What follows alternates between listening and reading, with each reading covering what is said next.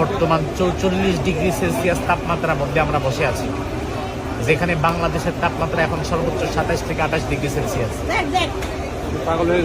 44 degree Celsius তাপমাত্রার মধ্যে বসে আছি, উপরে এসি চলতেছে, তাবু এসি চলার পরেও আমরা ঘামতেছি।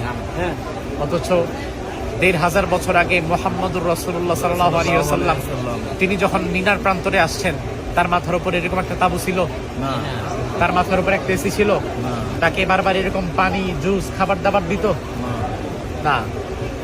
এক হাত একটা বিছানায় আমরা শুইতেছি, কত কষ্ট আমাদের।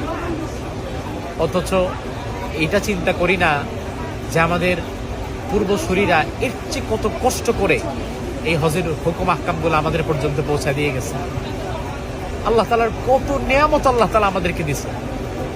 এই জন্য এই নিয়ামতগুলো আল্লাহ তাআলার কাছে বেশি করে স্মরণ করতে হবে। আমরা অনেক সময় করি কি, আল্লাহর নিয়ামত খুঁজে পাই না। আপনাকে আজকে আমি একটা সহজ সূত্র দেই, আপনি আল্লাহর নিয়ামত খুঁজতে কোনোদিন উপরের দিকে তাকাবেন না। আপনি আল্লাহর নিয়ামত খুঁজতে কোনোদিন উপরের দিকে তাকাবেন না, নিচের দিকে তাকাবেন।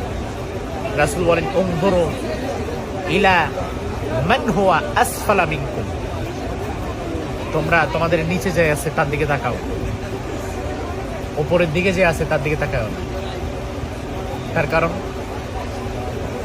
আপনার আছে 2 তালা বাড়ি, আপনি যদি 10 তালাওয়ালার দিকে তাকান, আপনি কোনোদিন আল্লাহর নিয়ামতের শুকরিয়া আদায় করতে পারবেন না। এটা মন থেকে আসবেই না, আপনার তার মতো 10 তালা লাগবে। আর আপনি যদি 2 তালা বাড়ি হয়ে আপনি যদি গাছতলাওয়ালায় যে বসে আছে, যার মাথা গোজার ঠাঁই নাই ভাই, যার মাথা গোজার ঠাঁই নাই। আমার বাসার পাশে এক পাগল থাকতো, এখনো হয়তো আছে। রমজানে দেখলাম গাছতলায় থাকে, তো বৃষ্টি যখন আসে তার ল্যাপ তো সব ভিজে যায়, সকালবেলা ওটার আবার শুকায়, গন্ধ হয়ে যায়, পাগল আবার রাত্রেবেলা ওখানে ঘুমায়। তো আমি যদি শুকরিয়া আদায় করতে চাই, আমার তুই পাগলের দিকে তাকাতে হবে। আমি যদি তাকাই 1000 কোটি টাকার মালিকের দিকে, তাহলে তো শুকরিয়া আদায় জীবনেও হবে না।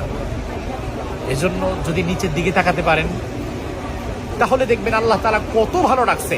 আজকে যেই অবস্থানে আসার পরেও আপনার ভালো লাগে না, আপনার প্রশান্তি নাই, পরিতৃপ্তি নাই, এই অবস্থানে আসতে পারাটা কোটি কোটি মানুষের জন্য স্বপ্ন।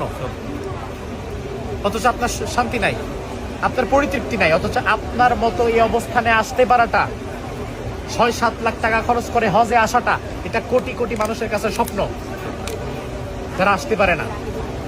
আল্লাহ তাআলা সেই সুযোগ দিছে, সেই সামর্থ্য দিছে। এজন্য এই নিয়ামতের শুকরিয়া আদায় করতে হবে। আমরা একবার কলিজা থেকে একবার বলি তো আলহামদুলিল্লাহ। আলহামদুলিল্লাহ। আমরা আল্লাহ তাআলার শুকরিয়া আদায় করবো আমাদের কথায়, আমাদের কাজে, প্রত্যেকটা জায়গায়।